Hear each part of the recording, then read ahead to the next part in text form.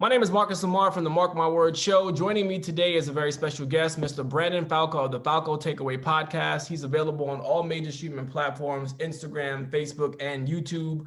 Today, we're going to be talking about the return of Kevin Durant. Kevin Durant and the Brooklyn Nets, along with Kyrie Irving, will be taking on the Washington Wizards at 6 p.m. Eastern Time, 3 p.m. Pacific Time. Kevin Durant hasn't played basketball in almost, I believe is 18 months. Branden and I have very different views about Kevin Durant's return tonight. So, Branden, let's get things started with this. Kevin Durant, what are his expectations tonight against the Washington Wizards? Well, today's a preseason game. I expect him to probably play 10, 15 minutes, play just the first half only. Don't expect anything crazy. Don't expect him to be too aggressive. Coming back from an Achilles injury is more of a mental thing than a physical thing. When you're at the 18th month stage, you need to mentally feel that, okay, I could push this leg. I could still explode. I could still make quick moves and trust it. That's a big thing. I believe a primary source is the best source. I didn't have an Achilles tear, but when I played basketball, I tore my ACL. When I came back from it 10, 11 months, I was close to a vegetable. I was not comfortable with it. I was not confident with it. I was in pain every day. But once I hit 18 months, mentally and physically, I was back to myself again. So that's why I think Durant coming back 18 months versus 10 to 12, which we usually see other guys who are coming off an Achilles injury, is going to be a tremendous difference. Kevin Durant will be Kevin Durant that we saw in 2019. Now, when you say Kevin Durant will be Kevin Durant, the last time when Kevin Durant was on the basketball court, he was dominating the NBA Finals. Even though the Warriors came up short against the Toronto Raptors, Kevin Durant was still widely seen as one of the best players in basketball behind LeBron James. Some people had him above LeBron James. Do you think Kevin Durant, given the fact that Giannis Antetokounmpo is coming off a season in which he won back-to-back MVPs, do you think Kevin Durant will maintain his status as one of the premier players in the NBA? And by premier, I'm talking about top two, not two. 100%. Kevin Durant's name should never be in the same sentence as Giannis Antetokounmpo. Durant is head and heels way above Giannis. Durant, I'm still picking Durant. Listen, I'm still picking Durant to be the second greatest player in the game. There is zero reason for the Nets not to make the finals. They will sleepwalk to the NBA finals. 100%. I don't think they're going to the finals. I know they are going to the finals. The only thing that's stopping them is injury. Let's take a look at the Eastern Conference. Number one, people thinking the Milwaukee Bucks are title contenders at this point is genuinely laughable. The Bucks won 55 games last year. Now, the number one seed in the Eastern Conference, probably will have the number one seed again. Out of those 55 wins, 37 of those games came by double. They won by double digits or more. They do not play close games in the regular season, primarily because the East is complete garbage. The Philadelphia 76ers, if people are still high on them, they've been high on the Sixers since 2018, and it's laughable at this point. Thinking Ben Simmons may get a jump shot. I'm telling you right now, he won't shoot. They have nobody to close at the end of the games. Again, they are not a team that I'm worried about. The Toronto Raptors, Siakam's a nice player. They will probably have over 50 wins this year. Their limit is probably the second round. The Boston Celtics, Tatum's a nice player. No, he's not winning MVP as people tried to claim. That's not happening. They got some nice pieces. Their ceiling is the Eastern Conference Finals. The Heat, as you said, you agreed to. They were a bubble team. That was probably a little cute fairy tale story. I think their young pieces will get better. Jimmy Butler had a great finals run, but it stops there. None of these teams match up with the Brooklyn Nets. The Nets are a playoff team without Durant and Irving. You just take two of the three best ISO scores and put them on one team. They will be deadly. They will be a show. This is Brooklyn, New York. They need to get this done. I believe absolutely they will. All right, you said a mouthful there. First of all, Kevin Durant's not head and shoulders above Giannis Antetokounmpo. That was pre-injury, and that's also after injury. If you're talking from an offensive standpoint, Kevin Durant is absolutely better than Giannis. But he's not a better defender, he's not a better rebounder, and he's not a better passer. That's number one. Point number two, the Brooklyn Nets should, primitive word being should, get out of the Eastern Conference because, like you said, on paper, they have the best collection of talent. They've got two people who can close in Kyrie Irving and Kevin Durant on a nightly basis. But let's take into account, they've got a bunch of young talent, Spencer Dinwiddie, Karis LeVert. They've got rim protection in DeAndre Jordan and the Allen kid. They've got a three-point shooter in Joe Harris. But this is a first-year coaching staff, right? Mike D'Antoni is not at the helm anymore. It's not Steve Nash. It's who's their head coach? That's yeah. Steve Nash. Steve Nash, okay. It's Steve Nash. It's his first year as a head coach. right? So we have to see how he does managing egos and managing talent. And he's not just managing any ego and any talent. He's managing Kevin Durant and Kyrie Irving, whom I think are two of the most polarizing individuals in the NBA today. I think they get unfair rap from the media. Some of that is their own doing. Some of it is because of the media's part. But by and large, on paper, they should get to the Eastern Conference Finals. But let's not exaggerate. They're not cakewalking to the finals. Yes, they are. No, they're not. This is the problem I had with the Los Angeles Clippers last year. Everyone all of a sudden graduated the Clippers to this class where they could just show up and play basketball. There have been two teams in my lifetime who've been able to do that. The Los Angeles Lakers featuring Shaq and Kobe in the early 2000s and the Golden State Warriors in 2017. The Brooklyn Nets are not that. While Kevin Durant still may be a top 5 talent in the NBA, Kyrie Irving is not sniffing top 5. He's not even sniffing top 10. The Lakers, on the other hand, with Anthony Davis and LeBron James, do have 2 top 5 players. So even like the meme we shared the other day, even if Kevin Durant plays at his best level, the Lakers would probably still dispose of the Brooklyn Nets in 5 or 6 games. Like if I'm really being honest, and the difference in that series would be Kyrie Irving, who's the 4th best player in that series, he can't guard LeBron or Anthony Davis, period, point blank. I like what the Bucks have done in an effort to retain Giannis Antetokounmpo. Don't roll your eyes. I like what they've done. But again, to think that the Nets are just going to show up and steamroll the Eastern Conference, the lower seeds, obviously, like the Washington Wizards, the Charlotte Hornets of the world, the Atlanta Hawks, of course they're going to steamroll those teams. But as it gets to the second round and even the Eastern Conference Finals, they're not sweeping anyone, and they damn sure as hell ain't beating anybody in 5 games. I hope you save this segment because your take will not age well. I love how you try to use the Steve Nash first-year head coach. Wasn't it you who told me what happened when Steve Kerr took over the Warriors in 2014-2015 season? When in 2014, if I remember correctly, they got bounced in the first or second round. What happened to that? What about when Ty Lue took over the Cleveland Cavaliers? What happened? They won the NBA championship. Please do not use that. I don't want to hear that. First of all, Tyronn Lue inherited the greatest player of all time by both of our accounts, and he inherited one of the greatest Robins in Kyrie Irving. Kyrie Irving and Kevin Durant are both returning from injury. Do I expect there to be some slippage? Not necessarily. I still think that they both are elite scorers. However, this is what the narrative was last year heading into the season. Everyone looked at the Los Angeles Clippers roster on paper and said there's no reason why they should not win the NBA championship. I was in the lone camp. I was in the camp all by myself where I said I still think that the Lakers can beat them in a 7-game series because I trust the Lakers' 2 best players more than I trust the Clippers' 2 best players. And more specifically, when I say the Clippers' 2 best players, I'm more so specifically referring to George Paul. I don't trust him as far as I can throw him. And I'm only 185 pounds or 177 pounds, whatever the number is, which means I can't throw him very far. So that was the issue that I had. We've seen Kyrie Irving deliver on a big stage. We've seen Kevin Durant deliver on a big stage. But again, you have to make it all gel. I think Anthony Davis and LeBron James are going to be even better than they were last year because this is their second year in Frank Vogel's offense. This is the second year that they actually have time to develop some chemistry, despite the fact that it's an early restart for their expectations. The Lakers are going to be a powerhouse, and no one in the Eastern Conference is beating them. I still think that even though I wouldn't put money on a team beating the Nets in a 7-game series, I think that there are teams like the Bucks or the 76ers who can make it competitive, especially if the 76ers are somehow able to land someone like a James Harden, or if Milwaukee is somehow able to land someone like a James Harden. As for the Miami Heat, or even the Miami Heat, if the Miami Heat are able to retain Adebayo and are able to get James Harden, all of a sudden they're in business. So don't rule it out. Well, a couple things to that. Stop comparing last year's Clippers to this team's Brooklyn Nets. First of all, Kevin Durant is a better player than Kawhi Leonard right there. And let's talk about the Robins. George Paul has a long history of playoff choke jobs. Absolutely. You cannot say that about Kyrie Irving. Kyrie is an assassin in the clutch. Seen him hit one of the most clutch shots in NBA history. He is one of the best ISO scorers in the NBA. Him and Durant, we know you could count on them to get it done and get you a bucket down the stretch. Kawhi, I thought he was that guy. I still think he was. I think that Denver series was a fluke performance. George Paul, I don't think either of us are surprised by that. So don't try to use that argument. The East is trash. Please stop using the Bucks as any sort of title contenders. I've been saying this since 2019, and people still don't believe me. And then when we get time to July or August, whatever the finals is, I'm going to come back to you and say, look, I told you about the Bucks. They're not doing anything.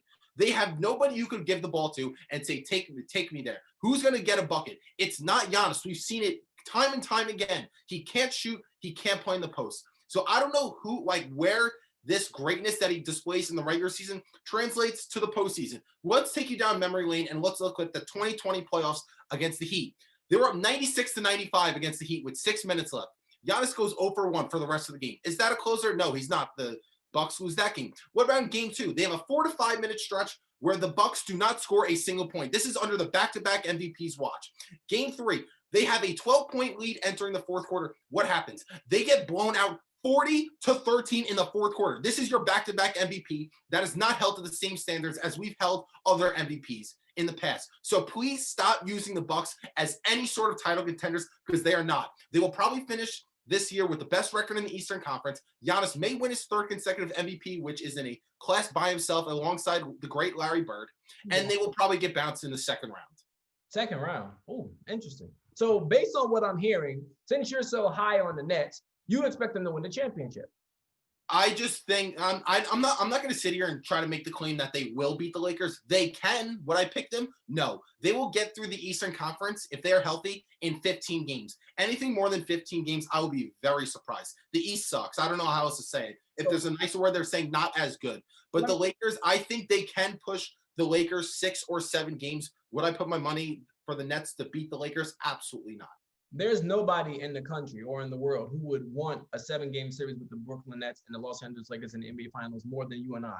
Like there's no argument there. I just don't see them beating the Lakers in a 7-game series. As much respect as I have for Kevin Durant, and trust me, he's the only person I've seen go head-to-head with LeBron. Whether you want to say that's because he was playing alongside the greatest shooting backcourt and the defensive player of the year and Draymond Green and an all-time great system with a great coaching staff, great organization, that's fine.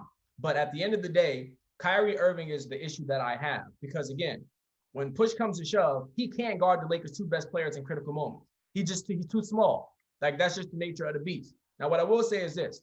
If the Nets are somehow able to make it to the finals, but they don't win the championship, I don't necessarily consider that a failure for them. And the reason is because of this. When there's another team in the league who's clearly better than you, and it's not that we're speculating that the Lakers are better than the Nets. The Lakers are clearly better than the Brooklyn Nets, period, point blank.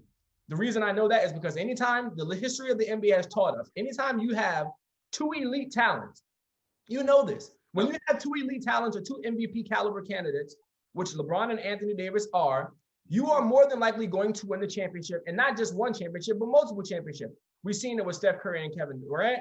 We saw it with LeBron James and Dwayne Wade. Okay, even going back, we saw it with MJ and Scottie. So that's the history of the league. You saw it with Magic and Kareem. It is what it is. Kyrie Irving is by no stretch of the imagination. Even if I reached, he's not a top 10 player. He damn sure as hell is not a top 5 player. Therein lies the problem. They've got a great team. They check a lot of boxes for me. I trust that Steve Nash and Mike D'Antoni will have that offense clicking. I trust that they have rim protection with Jared Allen and DeAndre Jordan. They've got a 3-point shooter in Joe Harris. And then they also have young pieces in Spencer Dinwiddie and Karis LeVert if they want to go out and make a splash during the regular season before the trade deadline, or if they want to retain those pieces to serve as pivotal pieces off of their bench. But in the end, the Lakers did not rest on their laurels this offseason. They brought in Montrezl Harrell, who I think him and LeBron are going to work well with the pick and roll. I cannot wait to see how that works. They brought in Dennis Schroeder, all right? And then they also are, like I said, they're also going to have a second year in this system with Frank Vogel, Anthony Davis, and LeBron James. So the Lakers are the prohibitive favorites. I know you have a video dropping later this week. I'm not going to ruin it for your viewers, but you're going to talk about how the Clippers are being slept on. I think they can make things interesting, but I take the Lakers over anybody in a 7-game series. Final thought? I can see now that you are absolutely sponsored by Flip Flop here. A few things. So now if a team is not as good, which I agree, the Nets are not as good as the Lakers. Yeah. If I'm old enough to remember, in 2017 and 2018, when the Cavs were not better than the Warriors, had no fighter's chance, that was considered a stain, and that was a failure for the great LeBron James. Correct? In 2015, when Kyrie got hurt in the 2015 finals, that was still a failure for his legacy, right? But people in the media, not necessarily you, but there are people out there, fans and media, who made the claim that Durant is in the same sentence and same conversation of greatness as LeBron. So I will hold him to that standards. A few things. Him and Durant and Kyrie signed up to play in Brooklyn, in New York, the nation's media capital. This is not Atlanta, Detroit, Denver, any of those small city, small market teams. Brooklyn, New York, when you are a superstar in the likes of Kevin Durant, you are expected to deliver. If he's going to pump out his chest in Golden State that he can go toe-to-toe with LeBron when his team is significantly better, the rosters are, the Lakers are better. Of course, I'm not going to argue that, but it's not that far of a gap. So in the likes that Durant is going to be the underdog in this series when they do meet in the finals, yes, Durant is expected to deliver. He will be. He's coming off this injury 18 months, not 12 months, which is a significant difference. And let's look at the actual roster. We've talked about, and a lot of people who know LeBron James very well, which me and you do very well. Mm-hmm. Who could sustain LeBron the best? Rim protectors. What do the Nets have? Two of those, DeAndre Jordan, Jarrett Allen. Kyrie Irving not being able to guard Anthony Davis or LeBron doesn't mean they don't have anyone who can guard them. I think LeBron and AD are a mismatch for anyone, but having rim protectors could slow him down a little bit. AD is just a mismatch nightmare for every team. Who's holding Anthony Davis, though? That I agree. Again, I'm not saying I'm picking I wouldn't pick the Nets, but they can. But an upset would not be surprising or like an historic upset. I would never rule out the Nets against this Lakers team. The matchup is not that awful. Wait, hold on. Another thing about the Lakers, were awful perimeter defenders last year. Who's guarding Kyrie and KD? We're going to ask LeBron to do it on both ends, which, you know what? We'll give him the benefit of the doubt. Who's guarding Kyrie? If you want to go that route, they don't have anyone. Guard Kyrie in pivotal moments. Kyrie and KD will both get theirs. And they have dudes off the bench who can create their own shot and gut buckets. Karis LeVert's a guy who averaged 18 points a game last year. Spencer Dinwiddie's a guy who averaged 20 points a game this year. Can play make a little bit. This team is getting slept on tremendously. Joey Bucket's a sharpshooter. You could always rely on him, who shot 42% from three-point range last year. The Nets are loaded. They have the star power. They have the depth. They are sleepwalking to the finals in 15 games or less. And the finals will be an epic matchup. All right, last thoughts. Over, under, Nets 50 wins, over, under. Probably under. I think that Kyrie's and KD's minutes won't be anything crazy. Don't be surprised if they have a slow start entering the season, probably like starting the season 8-7 through 15 games. Like that won't surprise me. But once it's go time, once the playoff time comes, watch out. Every team might as well just pack it up because they will sleepwalk to the finals. I don't know about sleepwalk. I disagree with you there. You and I disagree there. In a 72-game season, I think they will win somewhere between 45 to 47 games. They shouldn't prioritize the regular season. I think they could go on the road and beat anybody. So home court doesn't really matter unless you're factoring in the fact that you have to travel and actually get on a plane. You don't get to sleep in your bed or be around your friends and family, things of that nature.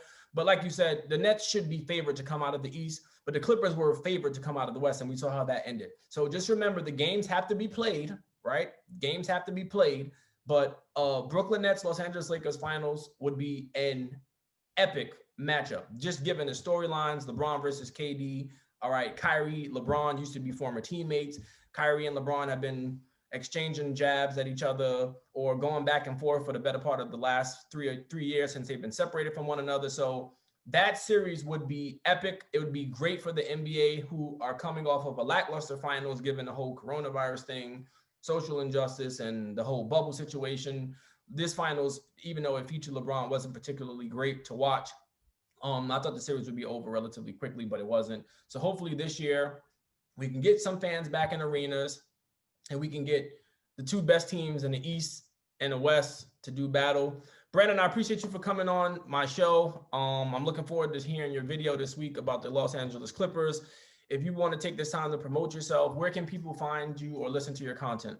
You could find me on all major social media platforms, Instagram, Facebook, and YouTube. Marcus, thanks again for having me on. Always a pleasure to talk sports with you. All right, buddy. Talk to you.